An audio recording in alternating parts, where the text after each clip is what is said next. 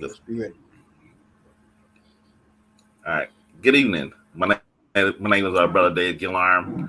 I'll be your host for the night. Brother Antonio Caffey is feeling a little bit under the weather. I'm proud past master of Mount Pisgah Lodge number 53, located in Columbus, Georgia, where Royline Allen serves as our worshipful master. I also have the pleasure of serving as the worshipful grand historian for the Most Worshipful Prince Hall Grand Lodge of Georgia, while Honorable Primus James serves as our Most Worshipful Grand Master. Um, as always, the views and opinions that are expressed by us tonight in no way reflect the views and opinions of the lodges and Grand Lodge which we hold membership. Now I'm going to go turn it over to James Morgan to introduce himself. Good evening, everyone out there in the Prince Hall Think Tank universe. My name is James R. Morgan III. I'm a proud past master of Corinthian Lodge number 18, where worshipful brother H. Donovan Colding is presiding as our worshipful master. I have the honor and privilege of serving as the worshipful grand historian and archivist of the most worshipful Prince Hall Grand Lodge of the District of Columbia, where the Honorable Anthony B. Corbett is presiding as our most worshipful grand master.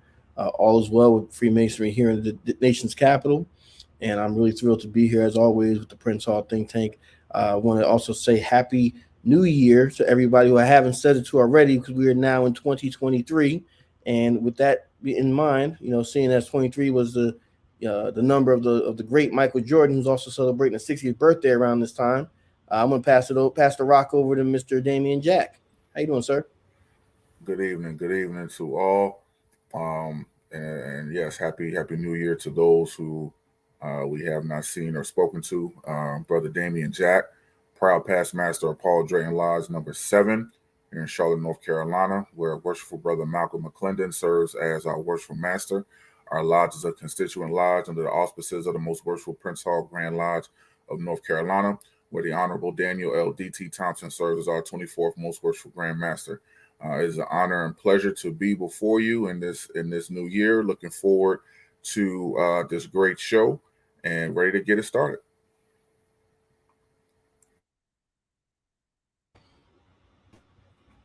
Thank you for that, Brother Jack. Now we have most worshipful past Grandmaster James Padmore. Please introduce yourself. Yes, good evening to everyone, brothers, all. Thanks for having me. I'm most worshipful past Grandmaster James Padmore, and I hail from the jurisdiction of the most worshipful Prince Hall Grand Lodge of the Caribbean and jurisdiction, and that is in the Caribbean. It's indeed a pleasure to be here with you this evening, and I have some interesting stuff for you. Just sit back and listen and digest it, and try to understand the context from which Prince Hall was introduced, and the region in which we live and operate.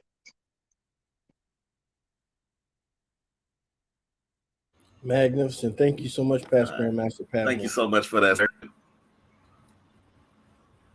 Yeah. And so tonight's show is going to be, as most worshipful Master Padmore stated, is about the history and of the Prince Hall Grand Lodge of the Caribbean. Many times we talk about Prince Hall Grand Lodges, we only think about the continent of the United States, and we say that Prince Hall Masons around the globe. And now we're going to go ahead and start highlighting those jurisdictions that are located outside of the continent of the United States. So with that being said, feel free to post your questions either in our Facebook group or in the live chat. And we're going to turn over to most worshipful past Grandmaster Padmore. Yes, once again, good evening, and thanks for having me. First of all, I just want to say briefly to you that the Caribbean, the entire Caribbean, in the early years of settlement by Europeans, was colonized by the major powers at the time within the world, European powers. So within the Caribbean area, we had the English, we had the French, we had the Spanish, and we had the Dutch. The Portuguese was further into the south, into South America. And Freemasonry was introduced at an early stage in the development of our area, but there was that racial partition which kept blacks out of Freemasonry. Now, following its formalization in London in 1717, English Freemasonry spread to England's North American and West Indian colonies from the 1730s. Antigua was in 1738, St. Kitts and Jamaica in 1739, and Barbados in 1740. In 1783, an Irish Masonic Lodge opened in Bridgetown, and 5 others were established between 1802 and 1842, but none survived past 1847. The Grand Lodge of Scotland also warranted a lodge in Bridgetown in November in 1799. And you will recognize that people of color would have been barred from these privileges, because remember, we lived in slave society, which was more or less built on slavery and plundering and exploitation, and that is the context in which we live in. And that, I don't think that is anything that would be new to you or unfamiliar, because you would have, your foreparents too would have had that experience. Now, the history of Prince Hall Freemasonry in the Caribbean.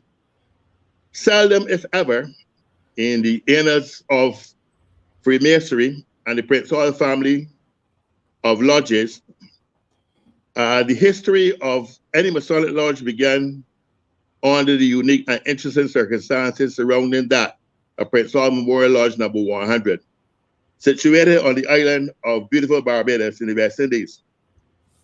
It is because of this uniqueness that every effort will be made to portray and preserve in its entirety all of the true facts pertaining to the early formation of this historic lodge. During the summer of 1960, Mr. George Halley Marvell, who, as principal or schoolmaster, as we would refer to him in those days, of Spikestone Boys School, and this is in St. Peter, Barbados, he was awarded a Smith-Mundt Scholarship to study American education under the International Teacher Development Program for 1959.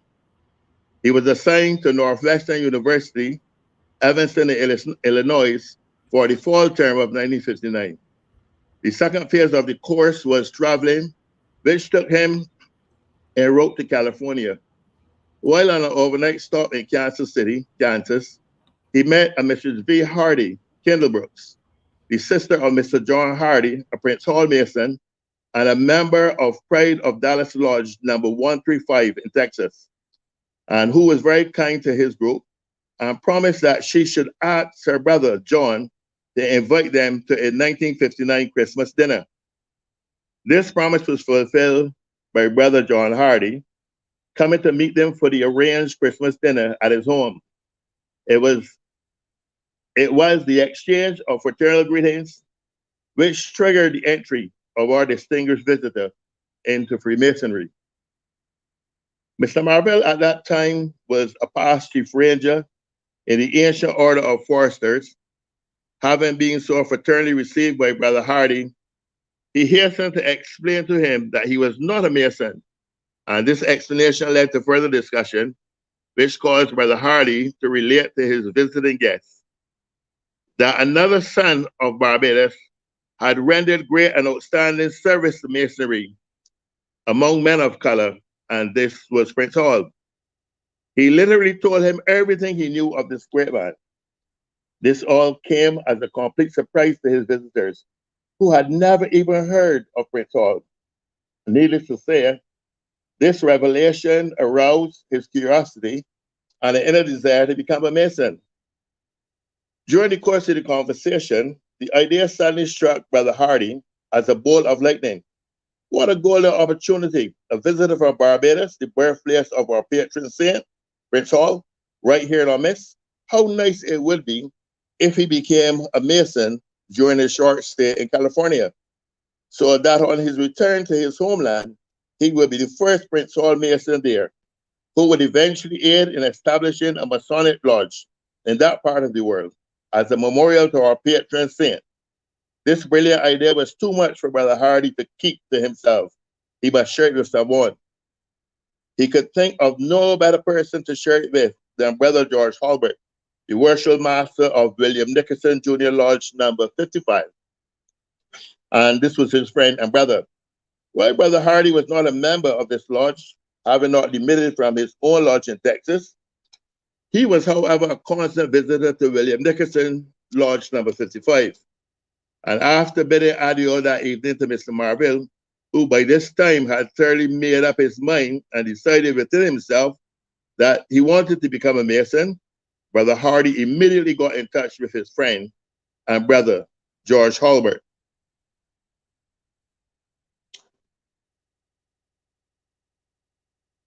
And like I said, George Halbert was from Nickerson Lodge number 55, free accepted Masons on the Prince Hall in the jurisdiction of California. Both brothers decided to see Mr. Marville again and have some more interesting conversation on our patron saint. So off they went. Needless to say that at the end of their talk, Mr. Marville was no more than determined to become a Mason and forthwith applied for an application to become one. On receipt of Mr. Marville's application for initiation, the worship master, Brother George Halbert, got in touch with Grandmaster Attorney Herbert A. Greenwood. After explaining all the particulars concerning Mr. Marville's situation and his pending application, the worship master applied for a special dispensation to carry out the initiation with the utmost haste for the benefit of the distinguished visitor. So it was that on January 21st in 1960, Grandmaster Attorney Herbert A. Greenwood made Mr. George Hardy Marville a Mason on site, thus giving him his first degree in Masonry to the delight of all. Brother Marville was now a 1/3 of Mason. It was on Thursday, January 20th in 1960 at 7:30 p.m. that history was made with the Grand Master present, along with a good representative body of many subordinate lodges in his jurisdiction. Brother George Hardy Marville received his second and third degree in Masonry, with many of the worship masters and past masters taking active parts in the evening. History was now a reality. The distinguished visitor was now a full-fledged Brother Master Mason and a member of the Prince Hall family. Now, on March 7th in 1960, Brother George Hardy Marville triumphantly returned from his trip to the United States of America, full of enthusiasm and ideas for establishing the nucleus for Prince Hall Masonic Lodge in Barbados. The idea suddenly struck him. Why not contact the members of my fraternity, the Ancient Order of Foresters, and outline to them all that had transpired during my trip to the United States? In so doing, he would be able to assess the measure of their interest and intent on forming a Masonic club. On leaving California, Brother Marville was given oral permission from the Grand Master of the jurisdiction of California, again, that was Attorney Herbert A. Greenwood, to start the formation of a Masonic club on his arrival in Barbados. He soon found out, however, that this oral permission was not enough. He must be empowered with something in writing to make his duties not only official, but authentic. No time was lost in correcting this oversight. He immediately wrote the Grand Master for the necessary written permission to proceed with the establishment of the club. And this club in latter years would become known as Club 36.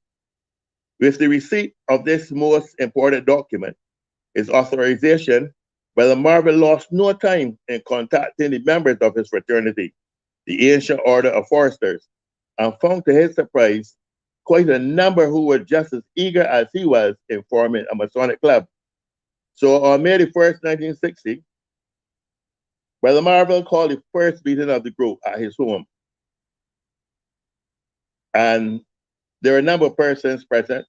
There were about 9 persons at the time. But however, one of the most eminent among this grouping did eventually become the first Black speaker in the House Assembly of Barbados, Sir Kenmore Husbands.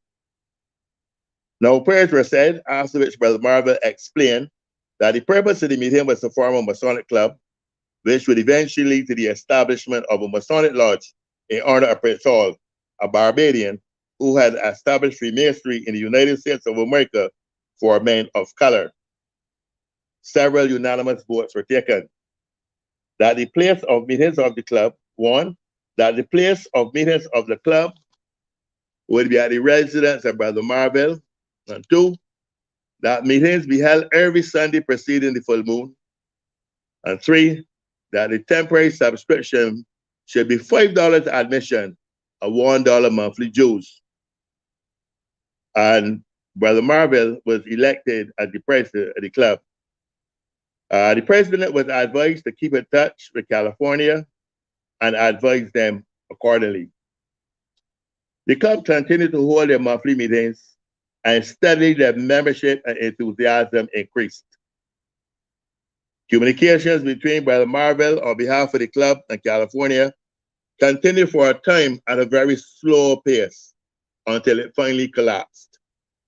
It was then that one of the members of the club, Mr. Leo Lynch, who at that time was doing a survey for the government of Barbados, told Brother Marvel of a Prince Hall Mason whom he had previously met. And this brother's name was Brother Houston Matthews. He told Brother Marvel that it might be good if he would go and see this Brother Mason and explain to him the plight of the club. With this bit of helpful information, Brother Marvel lost no time in contacting Brother Matthews by phone at his home in Barbados, Barbados. Appointment was set up for a meeting between them, and this them would be Brother Marvel, Brother Leo Lynch, the person who had introduced Brother Marvel, and Brother Houston Matthews. At the home, and this was to be held at the home of Brother Matthews, again on the southern end of Barbados. On the appointed date, no time was lost by Brother Marvel in explaining every detail of his trip to the United States, which culminated in his becoming a Mason. He also told his newly formed Masonic brothers of the existence of the club, the breakdown of communication between the club and California, and the uneasiness of members.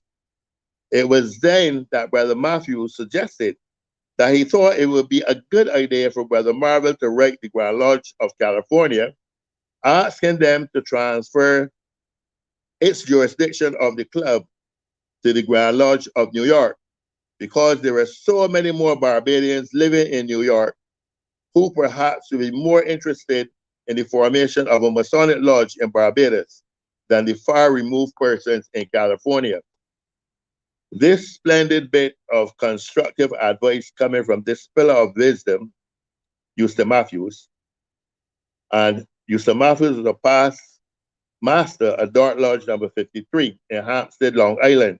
This advice was immediately taken by Brother Marvel, who promptly wrote a letter to Most Worshipful Brother Richard Stitt, the Grand Master for the Most Worshipful Prince Hall Grand Lodge, a free and accepted Masons for the state of New York and jurisdiction, asking that he intercede on their behalf with the Grand Lodge of California in transferring the jurisdiction of the Barbados Masonic Club to the Grand Lodge of New York. On the strength of this consultation with Past Master Matthews, Brother Marvel invited him to meet with the members of the club on June the 5th in 1961 at one of their regular meetings, which was held at Foresters Hall in the city of Bridgetown, in Barbados again.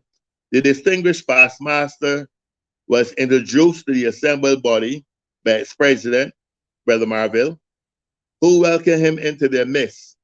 Brother Marvel lost no time in outlining how he had met the visitors through Brother Leo Lynch and the depth of their conversation on the affairs of the club. After concluding his remarks, he read a copy of a letter he had recently written to Grand Master Dr. Richard H. Stitt, asking his aid in contacting the Grand Lodge of California to transfer its jurisdiction of the club to New York as suggested by past master Matthews. The past master was given an opportunity to speak and was eloquent in his remarks on Prince Hall Freemasonry to the delight and enlightenment of the assembled body. He spoke of the letter he had already written to the Grand Master, Dr. Richard Stitt in New York, on their behalf, but since witnessing such enthusiasm, he would, on his return home, write a more forceful letter. The visitors were thanked on behalf of the club by Brother Giddens for his constructive remarks. Now, eventually, this would lead to the formation of the first lodge in Barbados. Now, an agreement was reached between the Grand Lodge of California and Grand Master Dr. Richard Stitt of the Prince Hall Grand Lodge in State of New York relative to Masonic Territorial Authority.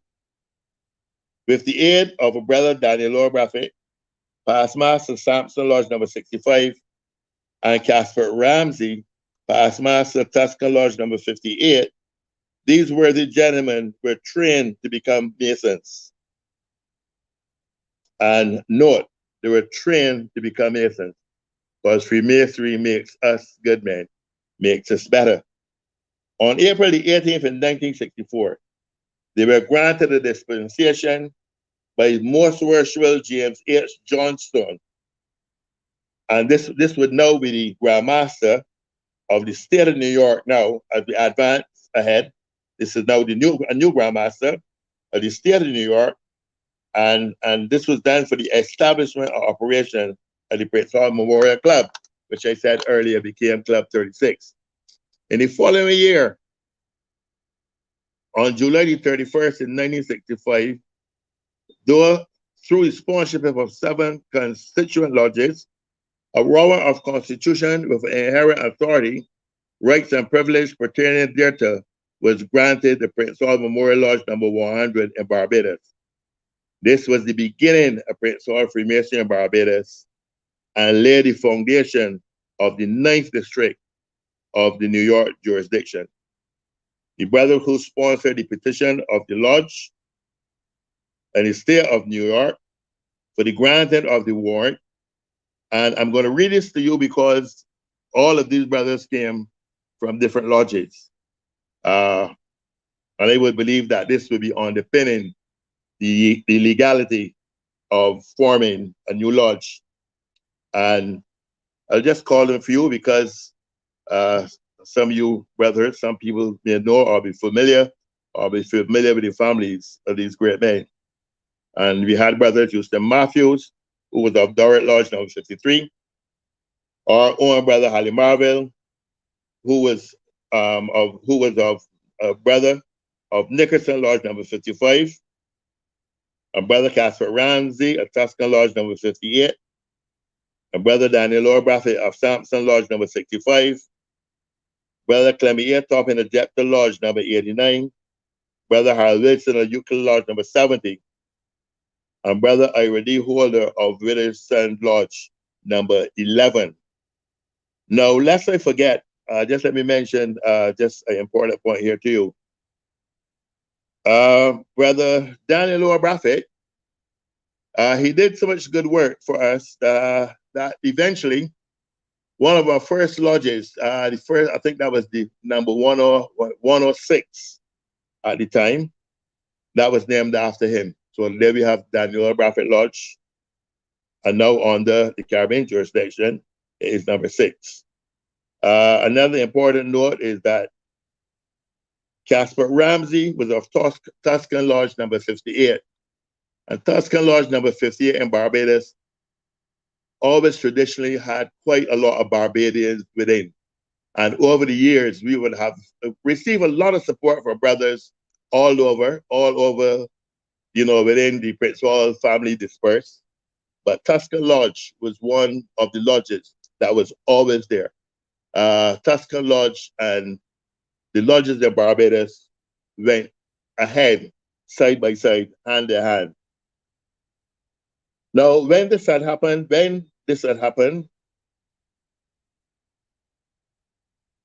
it can be said that that's our illustrious founder, with the formation of Prince Hall Memorial Lodge number 100. Our illustrious founder, Prince Hall, had returned in spirit to his native land, Barbados, after 200 years, 1765 to 1965. Consequent to this beginning, warrants were granted to 8 new lodges in the 9th district, bringing to 9 the number of lodges in the district, and that being the 9th Masonic district. And just to show you, just to say to you, this is a point to note to see how the lodges at that time in the 1960s is very much the same today, comprised of lodges from the various islands. And the lodges at the time were Prince Hall Memorial Lodge number 100 in Barbados, Mount Ayangana Lodge number 103, Guyana, Adrian C. Richardson Lodge number 104, St. Martin's, Mount Herman Lodge number 105, St. Lucia, King David Lodge number 106 at the time, Barbados, Tamarind Lodge number 113, Guyana, Perseverance Lodge number 116 in Dominica, Daniel O. Bradford Lodge number 118, Barbados, and Celestial Lodge number 119 in Guyana. The records show that as early as 1974, negotiations were now being made for the formation of a Caribbean Grand Lodge of Prince Hall Masons, when representation of Mount Ayangana number 103, King David Lodge number 106, and Mount Herman Lodge number 105 met at New York Sheraton Hotel to discuss the possibility of the formation of a Grand Lodge. The reaction of the Grand Lodge, the minutes of these meetings were circulated to the lodges in the Caribbean and to the most worshipful Grand Lodge, Prince Hall Grand Lodge in the state of New York. The reaction of the Grand Lodge was that it had no objections to the formation of a Prince Hall Caribbean Grand Lodge comprising the Prince Hall Masons in that area, providing this was done in an orderly manner in accordance with the established laws and customs of the craft. In March of 1975, a conference of Caribbean Prince Hall lodges was held in Georgetown, Guyana, at which the following lodges were represented: Mount Ayangana, Adrian C. Richardson Lodge, Mount Herman Memorial Lodge number 100, and also with them on that occasion was Brother Hugh Webster. Brother Hugh Webster was the representative from the island of Trinidad. There were established lodges in Trinidad by this time. However, Trinidad then and today continues to be a member of the 8th Masonic District, which is Massachusetts. Now, the purpose of this conference was to discuss the formation of the Caribbean Grand Lodge. Among the topics discussed at the conference were the readiness of the lodges in the Caribbean to embark on the formation of a Grand Lodge, and 2, the provisions for the acceptance of Trinidad lodges if and when they receive permission from their Grand Lodge of Massachusetts to do so.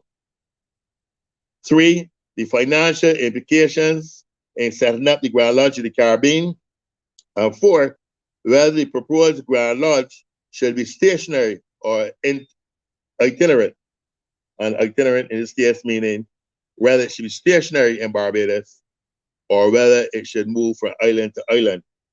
Now, Past Master Dr. Griffin was present at this meeting and supported the idea of a formation of a Grand Lodge and called on all participants to declare the intentions early and to consider what was required. Mr. Hugh Webster of Trinidad expressed appreciation of the invitation to attend and wished the conference every success. After the delegates to the various lodges present pledged their support for the formation of a Caribbean Grand Lodge, a formal motion was moved seconded, and unanimously approved. That lodges in the 9th District represented at this conference agree in principle to establish the said Caribbean Grand Lodge.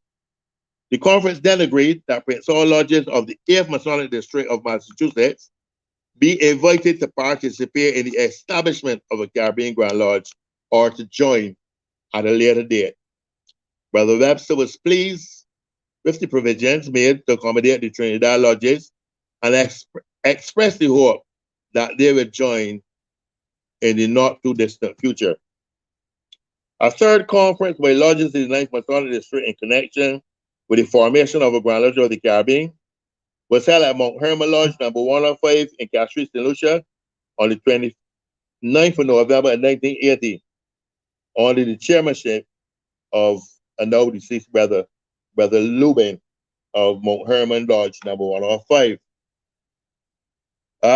There were several, every time it must be noted that whenever these conferences were held, we always had the constitutional requirements were met in terms of the amount of lodges that we had present. And on this occasion for this conference in St. Lucia, Cameron Lodge was there, Mount Kayangana, Adrian C. Richardson, King David Lodge, Prince Hall Memorial Lodge number 100, and Mount Hermon Lodge, the Horse Lodge At this conference, the minutes of the 1975 conference were read and confirmed. Now, this is 5 years further on. Brother Whitehall presented a paper. Brother Whitehall was a past Grand Master in this jurisdiction. He presented a white paper on the topic, and this paper was discussed thoroughly. The conference now accepted a motion moved by Brother Maynard that the proposed Grand Lodge should be itinerant. A subcommittee comprising 8 members, 2 from each of the territories of Barbados, Guyana, St. Lucia, and St. Martin, was appointed to investigate and give details of yearly costs of setting up and operating a Grand Lodge in the Caribbean. The conference unanimously agreed on the following proposals: that the bank account of the Grand Lodge be kept in an international commercial bank in Barbados, and that there be 2B, that was A, and B, that there would be established a Grand Lodge library in Barbados with a subsidiary in each territory. C, that the Grand Master, the Grand Secretary, and the Grand Treasurer should normally reside in the same territory in which the Grand Lodge is sited. C, that same for the election of the Grand Master, Grand Secretary, and Grand Treasurer, who should normally reside in the same territory, it must be precedent that the remaining Grand Lodge officers be distributed among the remaining territories. And finally, that all Grand Lodge officers be elected or nominated annually. On a motion by Brother Whitehall and seconded by Brother Volley, the following resolution was unanimously adopted. The resolution at Mount Hermon number 105 on the 30th day of November 1980, that the lodges I mentioned before, warranted under the most worshipful Prince Hall Grand Lodge of the state of New York and its jurisdiction, formed themselves into a Grand Lodge to be convened at the 6th day of March of 1981 in Georgetown, Guyana, and to be known as the most worshipful Prince Hall Grand Lodge of the Caribbean and its jurisdiction, and that the lodge will be ruled and governed, themselves in accordance with the ancient landmarks and usages and customs, rules, and edicts of Freemasonry, and for the time being in accordance with the Constitution and statutes of the most worshipful Prince Hall Grand Lodge of the state of New York and its jurisdiction, with necessary modifications until the adoption of a Constitution and statutes of the most worshipful Prince Hall Grand Lodge of the Caribbean and its jurisdiction, and that the lodges affected by the resolution should petition the Most Worshipful Prince Hall Grand Lodge of the State of New York and its jurisdiction for the retention of their warrant for historical purposes. So we were to use New York's Constitution with the exception of a few modifications until we were able to have our own. And also that we, rather than return, once we were forming the Grand Lodge, rather than return our charters, we sought permission to keep our charters, obviously for the archives. It was agreed that a copy of the resolution be forwarded to the Most Worshipful Prince Hall Grand Lodge of the State of New York. A committee again was set up to design the Constitution and statutes of the Grand Lodge. And after much discussion, this committee composed of, and take note, this committee that was set up to sort out the Constitution and statutes of the Grand Lodge, the new Grand Lodge, composed of Brother L. Walton Barra, who was our first Prime Minister and founding father of independence. Another distinguished brother among us, Justice Daniel Greenwich, and the third brother was Brother Carlton Brown, who was the Ombudsman, Barbados Ombudsman. And it was decided that the best approach would be to adopt the Constitution and statutes of the Most Worshipful Prince Hall Grand Lodge of the State of New York and its jurisdiction, to which the lodges of the 9th District were affiliated. In doing this, it would be necessary to replace the State of New York. So here now, the modifications are coming. So it would be best to replace the State of New York where it recurred by the Caribbean. Certain articles would also need to be revised to make them relevant to the Caribbean area. Now, the committee submitted proposed changes for the articles that needed to be replaced and altered. Now, a conference of Prince Hall lodges in the 9th District, the Grand Lodge of New York, was held at Graham Hall Center for Church Barbados between the 14th and 15th of December in 1991. So not long ago, we were talking about having the St. Lucia meeting in 1980, but you would have recognized that 11 years has now elapsed. Time has gone by, a lot of discussion. All the time, things are still working in the works, and ideas are being tossed around and everything before the final step, or approaching that final step.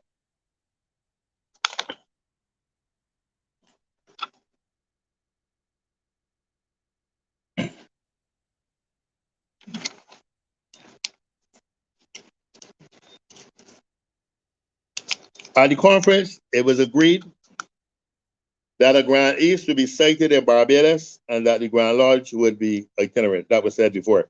The conference discussed proposals for the financing of the Grand Lodge and the retention of the ritual at present in the use of the craft. So once again here now, you see that we are adopting the New York ritual. And over the years, our ritual would have evolved. But I do remember when the Grand Lodge was first started, the only difference with the two rituals were actually the names. It was agreed that the committee, which was responsible for work leading up to the conference, will remain in force. The Caribbean Grand Lodge presided over election and installation of its officers.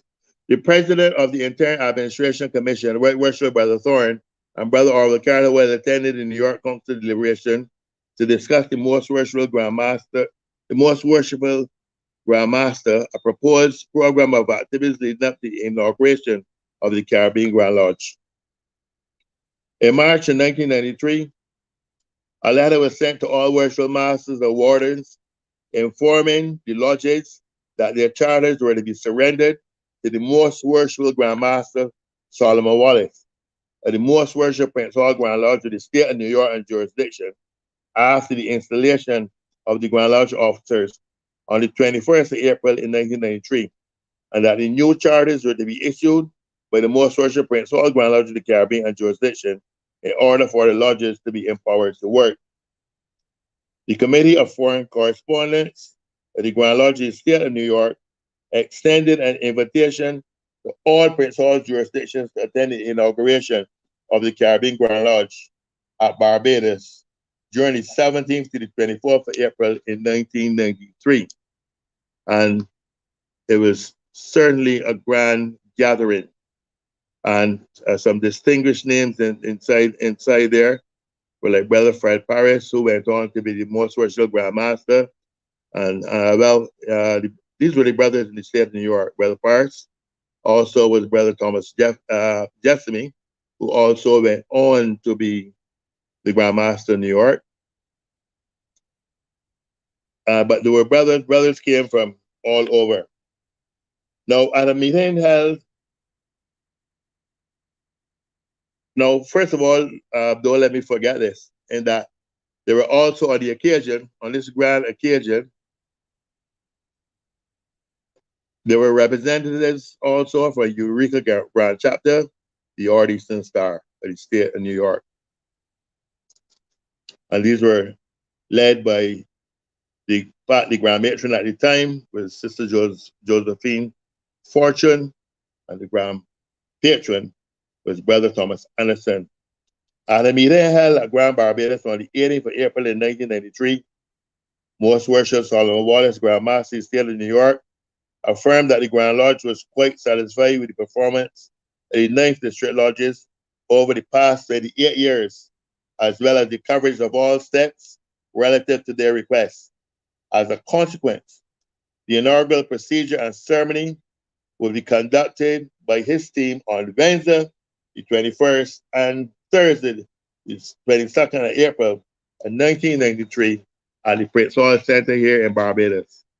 In the afternoon of the 18th of April in 1993, a divine service was held at the St. Mary's Anglican Church to mark the beginning of the festivities for the inauguration of the Caribbean Grand Lodge and to invoke the aid of deity on the proceedings which were to follow. On the 19th and 20th, members of the Prince Hall Lodges paid courtesy calls on the Prime Minister of Barbados at the time, who was the Honorable Erskine Sandiford, and the U.S. Ambassador to Barbados at the time, who was the Honorable Philip Hughes. On Wednesday, the 21st of April, 1993, an occasional Grand Lodge was opened at 4 p.m. by the District Deputy Grand Master, the 9th District White Worshipful Harcourt Thorne, who went on to be our first Grand Master. And the purpose of this was to receive the Grand Master, Solomon Wallace, and his entourage. This was the beginning of the inauguration proceedings, which were conducted by Grand Master Most Worshipful Solomon Wallace. 6 lodges of the 9th District answered the roll call and surrendered their warrants. So there you go again, constitutional number of lodges involved. On Thursday, the 22nd of April in 1993, history was made when the Most Worshipful elect, Brother Harcourt Thorne, opened the first meeting of the Most Worshipful Prince Hall Grand Lodge of the Caribbean in tradition and form. Thus, the Most Worshipful Prince Hall Grand Lodge of the Caribbean was established in the year of our Lord 1993. And that is the general history of the beginning of Freemasonry in the Caribbean, and moving on over the years to the establishment of a Grand Lodge. And these are some interesting dates we put here that I've written here. It would give you a sequence of events as to how we would have developed over the last years, right up until recently. First of all, Prince Hall Memorial Lodge. It was dispensated into a club on the 18th, Club 36. And Club 36, it was so named Club 36 because those were the amount of members that were present at that point in time. Now, it was dispensated on April the 18th in 1964. It was chartered in July the 31st of 1965. The First Order Eastern Star chapter, which is Sierra Memorial chapter, number 78, was chartered on the 29th of April in 1977. And the Rita G. Grand chapter was chartered on April the 24th in 1996. The Holy Royal Arch Masons, Prince Hall Memorial chapter number 34, was chartered in July 26th in 1969. And then another chapter which has not survived was King Solomon chapter under dispensation, was established on the 23rd of April in 2001. The United Supreme Council, the Ancient Established Scottish Rite, Water Borough Consistory number 109, was established on March the 30th in 1988. However, just recently, on the 30th of March last year, in 2022, the consistory as the Orient of the Caribbean was formed. And the Grand Lodge was approved on the 21st of April in 1993. The temple that we presently occupy, the cornerstone for that temple was laid on the 25th of April in 1976. Now, I did mention our first Prime Minister, Brother Earl Walton Barrow, who was of great help and assistance to Prince Hall Masons in Barbados and wherever he came into contact with them. And it was through him that a parcel of land was leased to us in 1976 for 50 years. That lease, I would believe, is almost up. And the cornerstone for that temple, like I said earlier, was laid on the 25th of April in 1976. And Brother Barrow was made a Mason on site 3 days before that had happened. And that would have been on the 22nd of April, same year. We received recognition for the United Grand Lodge in England on the 10th of December in 2003. Now, today, we have many lodges dispersed. And during that period of time, obviously, like any other jurisdiction, a few lodges would have fell on the west side. But we would have reached up to today. The number is at number 20. And I'll just read them for you. Who knows? Someone may see something that is familiar with. Okay, so we have now, and you would recognize that once we had become a Grand Lodge, the numbers changed. Prince Hall Memorial Lodge became number 100. No, sorry. Prince Hall Memorial Lodge moved from 100 to number 1. And hence, Mount Ayangana, number 2. Adrian C. Richardson Lodge, number 3. And these are the lodges that exist there. King David Lodge, number 4. Daniel L. Bradford Lodge, number 6. Mount Hermon Lodge, number 9. Fraternité des Caribes, number 10. Emmanuel Lodge, number 11. Cornerstone Lodge, number 14. Acacia Lodge, number 15. Caribe Trailwinds Lodge, number 18. St. Michael Lodge, number 19. And Carol Lodge, number 20. Now, some of these lodges are made up of Barbados, Guyana, St. Martin's, St. Lucia, Martinique, Guadeloupe, BVI, in the British Virgin Islands. Also, in addition to that,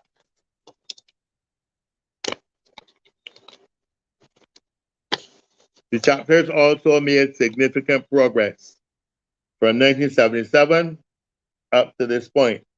And we started with Sierra Memorial in 1977, and today we have 7 chapters.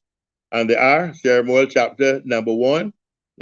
Initially, when it started, it was number 78. It is now Sierra Memorial chapter number 1, Beacon Lake chapter number 2, Elect of Judah chapter number 3, Elect chapter number 4, Queen of Sheba chapter number 5, Queen Esther chapter number 6, and Nefertiti chapter number 7. There's also a chapter at present in St. Martin's, but it's in club form. Now, I would like to say that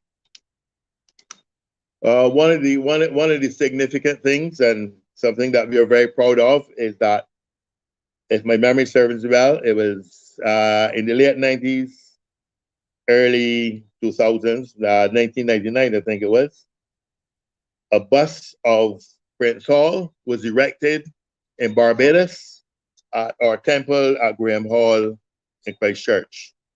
And this was erected with consultation, discussion by the Conference of Grand Masters. And some of the Grand Lodges would have financed the actual erection of the bust there. I don't know if there are any others. There's one other bust that I know about, and that is the bust in Cambridge in Massachusetts that was erected by Miss Simmons some years ago. There may be more, but I am not. So anyone who can tell me where the others, it will be good so I can look into them and have a good look at the history. In being recognized by the United Grand Lodge of England, today we hold Masonic intercourse with not only the brothers of the English Constitution, but also of the brothers with the Scottish Constitution, and these are the European lodges.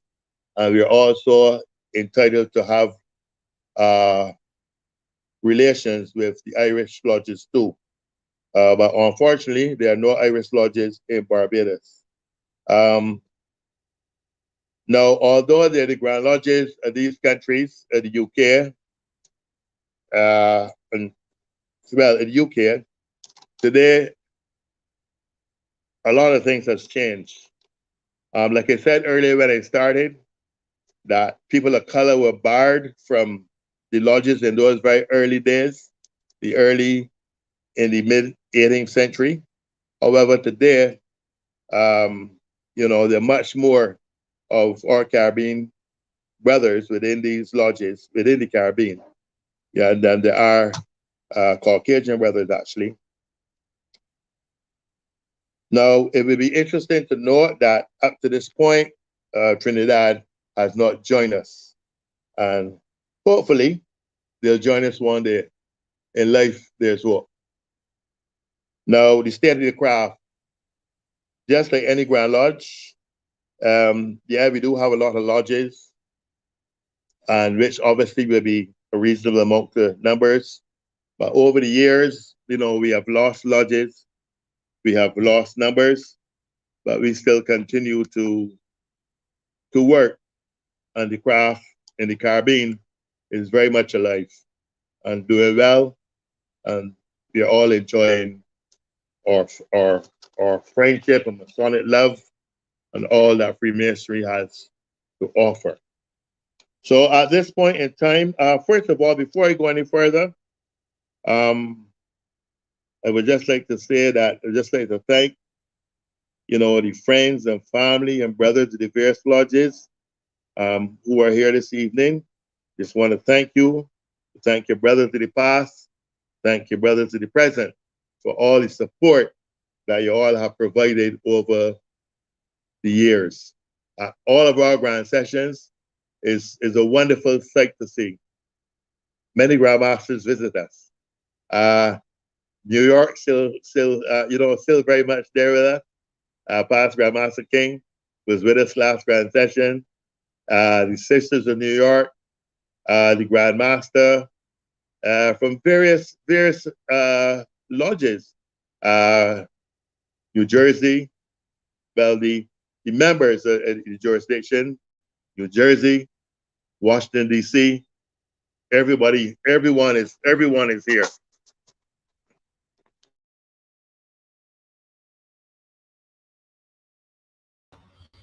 Magnificent. Past Grandmaster Padmore, you still there?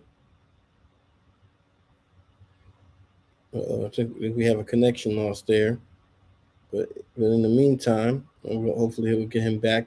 But that's a lot of information to take in. Brother Gillan, what you thinking about? I'm ready to go down there. I'm trying to go Oh and see yeah, the brother. Then all the places he was talking about, man. That's magnificent. yeah, definitely. Definitely was a lot of great information. Prior to the show, for everybody out there, I was doing my own personal research on the lodge that formed the Prince Hall Grand Lodge of the Caribbean, and I got my information from this book, The Hourglass, the hit African American Masonry in the state of New York. In the back of this book, it's written by brother Ezekiel Bay. If you're familiar with the Blue Light Research Society, Ezekiel Bay was founded that. He was also a previous guest on our show.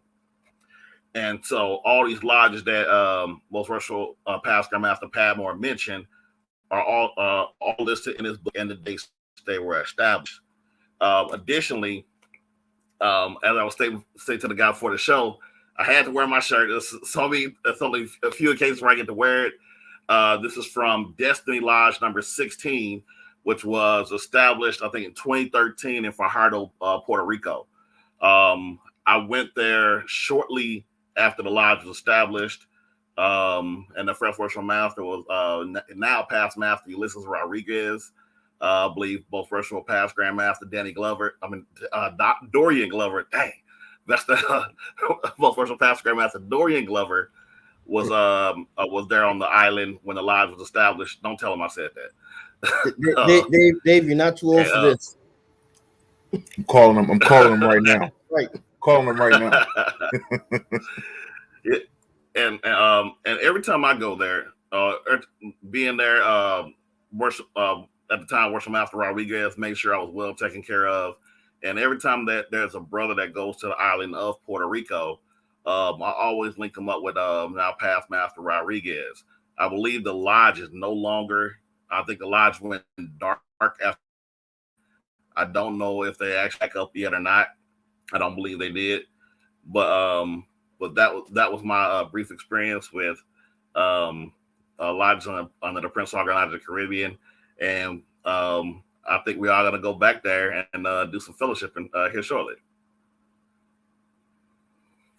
And I want to add, at this time, not sure if we'll, due to technical difficulties, not sure if we'll get most worshipful past Grandmaster Padmore back on, but I definitely want to take the time to thank the honorable and current most worshipful Grandmaster of the Prince Hall Grand Lodge of the Caribbean and his jurisdiction, the Honorable Claude Jackman, for giving us for linking us up with past Grandmaster Padmore. I had the opportunity to talk to Grandmaster Jackman, and I'm pretty sure that he's on and he's watching, and him and Right Worshipful Lomax Elder, who is in Caribbean now, out of New York.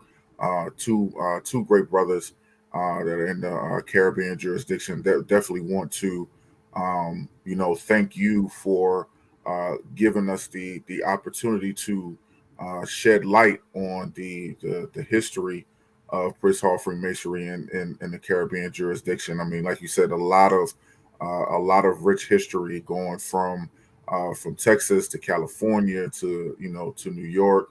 It was definitely a lot. Oh, we got him back on. So definitely thank you to Grandmaster Jackman for linking us with past Grandmaster Padmore to give us such great information this evening. Absolutely. Past Grandmaster Padmore, you there with us? Can you hear us? Yes, I'm with you. My apologies. I lost power just now on my phone. Oh no. Okay. Well, we're glad to have you back, sir. We're gonna go into to question and answer from the from us as the panelists, and then we want to take audience questions if that's all right with you, sir. That's fine. Magnificent. So I think one of the things that I'm curious about is not just the big history that you share with us as far as the narrative of your Grand Lodge. I'm also interested, particularly with you having served as Grand Master of that jurisdiction, Can you let us know when you served as Grand Master, and what do you think were or are some unique challenges that you all as a jurisdiction face being in the Caribbean? I mean, you're talking about all these different islands which have their own individual cultures and different ways of doing things. I mean, what was that like for you? Right. I served as Grandmaster from 2008 to 2010. And some of the challenges that we have within our area is that our lodges are not on one landmass. Because remember that the Caribbean is fragmented into the various islands. And one of the difficulties for quite a long time, for many, many years, that we always experience is difficulties in transportation. It's always been a challenge, and today now it's even a greater challenge. So when it's like that, it kind of limit our interaction, person to person interactions with each other within the area. And that is one of the challenges.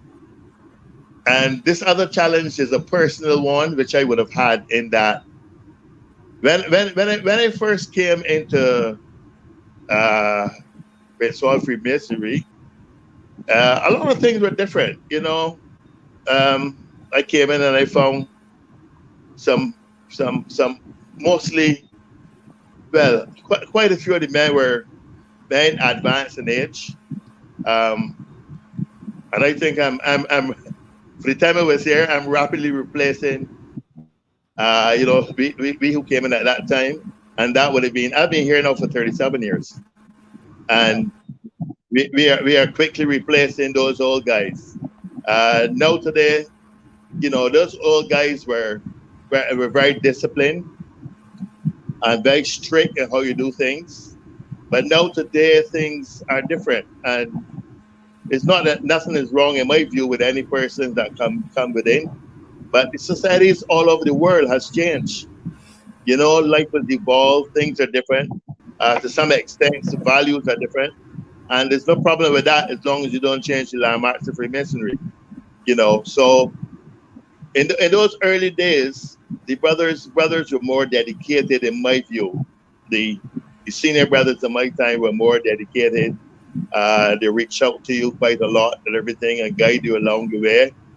And very strict, and also very, very, very territorial in their lodges to some extent. Does that answer your question? Yes, it does. Thank you for sharing that. And the reason why I asked that is because I knew you were going to give me an answer of something I wasn't expecting when you mentioned this idea of transportation being an issue.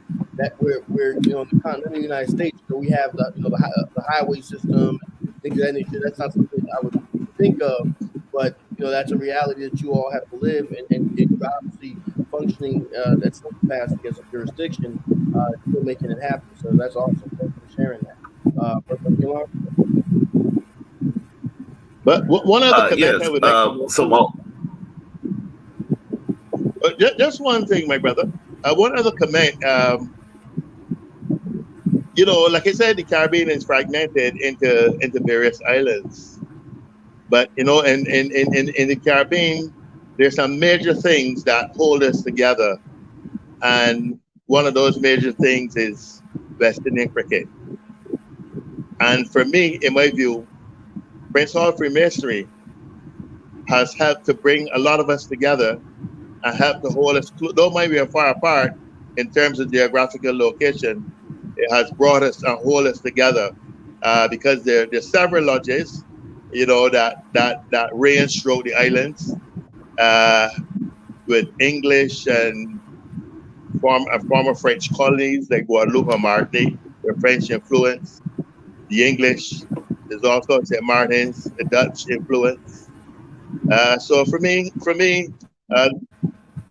the Grand Lodge in itself is a plus in holding this section of Caribbean people, brothers and families all together.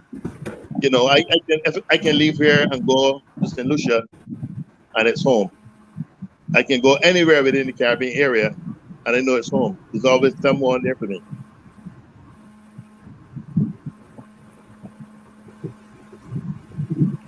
Thank you, brother. Thank you for that, brother. Gillar.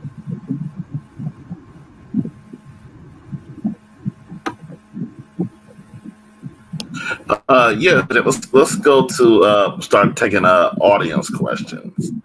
Okay, no problem.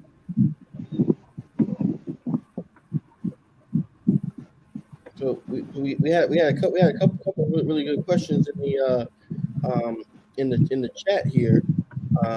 And by the way, Pastor, Yeah, I want to let you know. I've seen several in the live chat. Absolutely, but before I get to that, I do want to let you know in the audience chat, we made sure to ask folks, who had their Caribbean heritage going on. So I want you to know everybody's posting their emojis, their flags. We got, I see Jamaicans in the house. We got some Trinidad. We got Trinidad and Tobago's here. We got Barbados. We got a little bit of everybody here. So we got a whole lot of Guyana going on. A lot of Guyanese love. Some Puerto Rican love is also here. So I just want to let you know that the islands are being well represented tonight on the Prince Hall think tank, and I plan to visit all of them probably sooner than my bank account will afford. But in my mind, I'm going to go there. So one question that we had that came in. Somebody had asked about. I'm trying to find it. Somebody asked. Oh, here we go. So the Clarence Pilgrim asked, was it ever possible for a Prince Hall brother in your jurisdiction to be a member of more than one Prince Hall lodge? Have y'all ever practiced membership in your jurisdiction? No, we don't. We don't do that. In my jurisdiction, you're a member of one lodge. I know other jurisdictions where a brother could be a member of 2 or 3 lodges. That does not happen. Thank you, sir.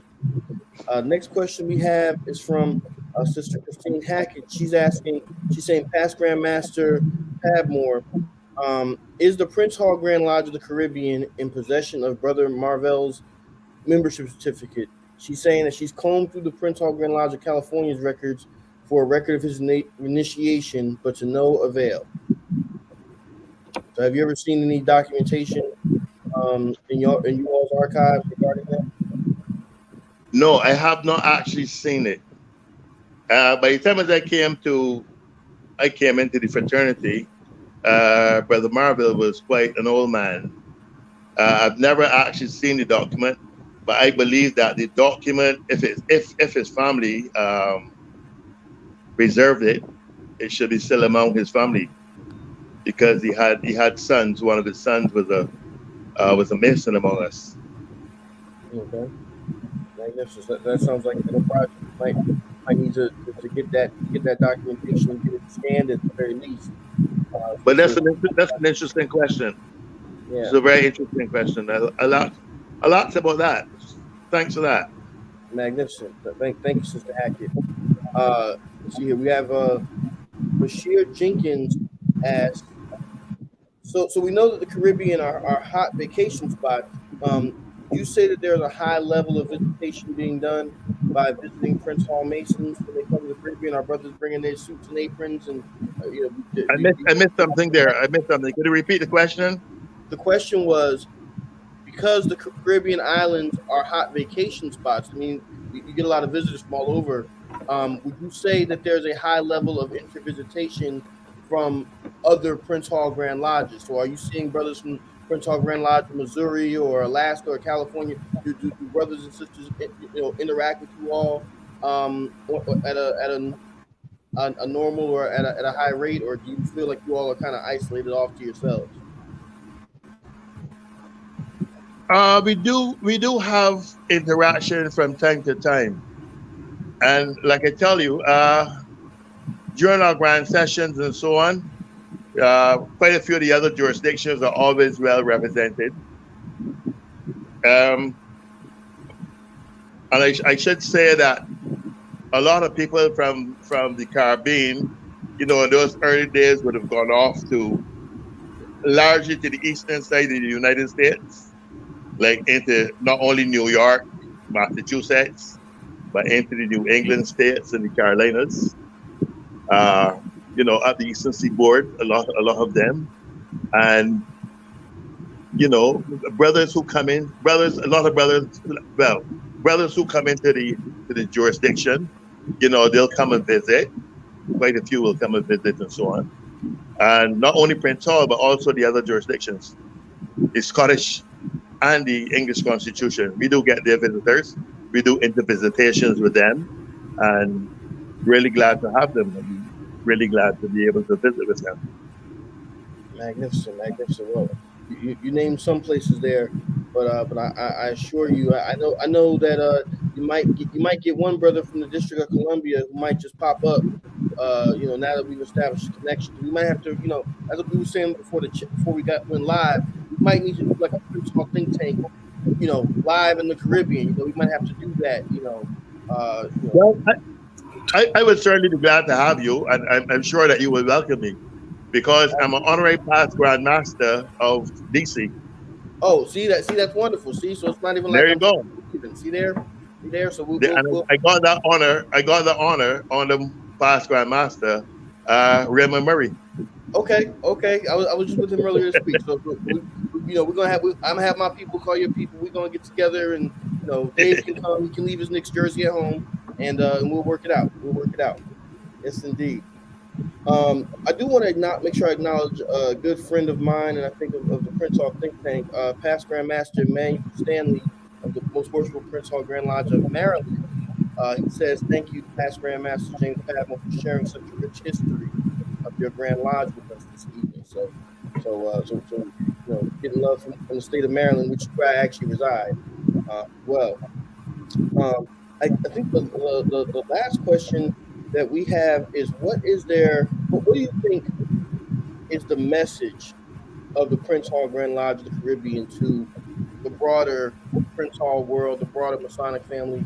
What would you say is you all's, if you all had one thing you could say to everybody throughout the Masonic world, what would it be?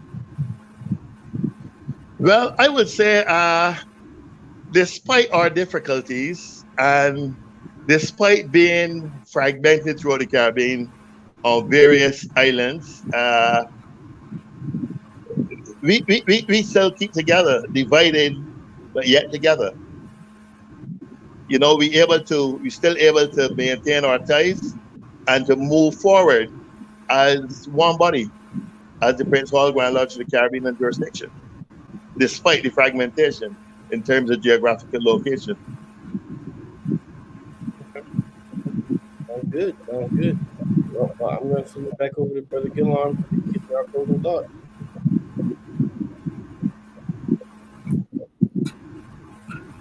All right. We hope that you all enjoyed tonight's show. It was definitely it's always a pleasure to get to learn about Prince Hall Masonry and other locations. Before we get that, there was one question. I'm thinking about it. I think maybe the viewer might have seen a picture of me with the brothers from Hawaii and thought it was Brother Morgan. I don't know. We could be. I don't know. But some years ago, I did visit New Hope Block 3 anyway, and it was a very amazing experience. I mean, the brothers there were awesome. I go back to Hawaii all the time, so visiting with them was always great. The thing that was different was the aloha dress. I wasn't used to that because here in the jurisdiction of Georgia, you go wear black and white unless it's like the sun is blazing, and you may get to wear a polo, maybe, almost depends. But there, I mean, the dress was still black and white, but it was just a little different, and it was just amazing, the fellowship experience. But anyway. We definitely hope that you all enjoyed tonight's show. I'm gonna go ahead and pass it over to Brother Morgan for his parting thoughts. Well, to my good friend, most worshipful past Grand Master James Padmore, who's also my namesake, I just want to thank you, sir. Thank your Grandmaster and your jurisdiction for the work that you all are doing down there in the islands. I want to thank you all for spreading the light that is Freemasonry, and of course for the Sisters of the Order of the Eastern Star as well about your jurisdiction. I want to thank you all for the complimentary tickets that you're sending over, up here to Maryland for y'all's grand session and other events that y'all may be having, and y'all might send some to North Carolina and Georgia if y'all like about that. But I want to thank y'all so much for all of that work and whatnot. And I also have to, I cannot sign off this evening without also thanking the jurisdiction of Missouri. I have been traveling quite a bit these past 2 weeks, and while I was out there in Missouri, I was doing some work. Working on a project with George Washington University, and their most worshipful Grand Master and past Grand Master Malcolm Morris, they as well as past Grand Master Lawrence A. Jones. They've been very helpful with me with a project that's not Masonically related, but in some kind of way is, but not really. But I was out there and I was able to visit with a couple lodges. I want to thank the brothers of Amos Johnson Lodge out there as well. They hosted me for a book signing. So I cannot thank those brothers enough. Past Pastor Mario Gaitan, I got to visit his lodge. Missouri just did a lot of this past month. I've been back there a couple times this year, so I just got to thank you. We're here at Prince Hall Think Tank 2023, so we're going to keep on rolling. That's what we do. We're keep on rolling. I'm sending on down to North Carolina to Brother Jack. Yes, sir. As always, once again, to most worshipful past Grandmaster Padmore, thank you. Thank you very much for the outstanding information and history that you have given us on the Caribbean. Once again, have to give a shout out to most worshipful Grandmaster Claude Jackman, the Caribbean jurisdiction. Thank you, my brother and friend, for linking past Grandmaster Padmore and I together so that we can have the show this evening. Greatly appreciated. And I did get a text from Right Worshipful Lomax Elder, who I believe is he is now living in Antigua. So he did say that we are all invited and we are all welcome. Now the tickets are not on him, so I don't know what we're going to do about that, but we'll find a way to get down there. So he got us covered. Don't worry about it. Okay. Well, again to the Think Tank family, as always, want to thank you for the greatest gift that you have given us, and that is your time, because that's something that you cannot get back. Truly hope that you have enjoyed the show this evening and enjoyed the information that has been put forth. Thank you all, and definitely looking forward to the next show next month. So until then, please be blessed, please be safe, and we'll see you again soon. All right, most worshipful past Grandmaster Padmore, your parting comments. Yes, I would just like to thank you for having me, giving me the opportunity to serve. And I would also at this time want to also thank my Grandmaster for the confidence that he's placed in me, in inviting me to share this history and knowledge this evening. And it was indeed a privilege. Thank you very much. All right. Thank you so much, most worshipful past Grandmaster Padmore. Definitely a pleasure having you. And I know brother Antonio Caffey appreciates you taking your time to be the prayer on the show tonight. And with that, in the words of brother Antonio Caffey, continue to teach masonry in your lodge, and don't forget to cheer for the New York Knicks. We see you all next month. We were close. We were close. We were close. Yeah, I think you added some words in there. Yeah, we were close. You know, I figured since they lost to Brooklyn 9 times in a row that he wouldn't mention anything. But okay. Anyway. Okay, my brother. Thanks very much. You all stay safe. All right, Take care of yourself. And once again, I need to remind you that I'm nice and warm. And you can see. Oh, he threw that in there. You can see by the mode of my clothing. And of I'm course, nice and warm. as a past Grand Master, you know above all that you want for yourself what you want for your brother. You want for your brother what you want for yourself. My brothers, you're always welcome. You're always welcome. Anytime you get the opportunity, jump at it. We'll show you a good time. You will be well received among us. We'll show you a good time. And I'm sure it's an experience. It's a different experience. It's an experience out of this world. You'll enjoy it. I'm just saying there's a 2:00 flight out of Reagan. Now, anyway, we'll talk. I'll text. We'll text. We'll email.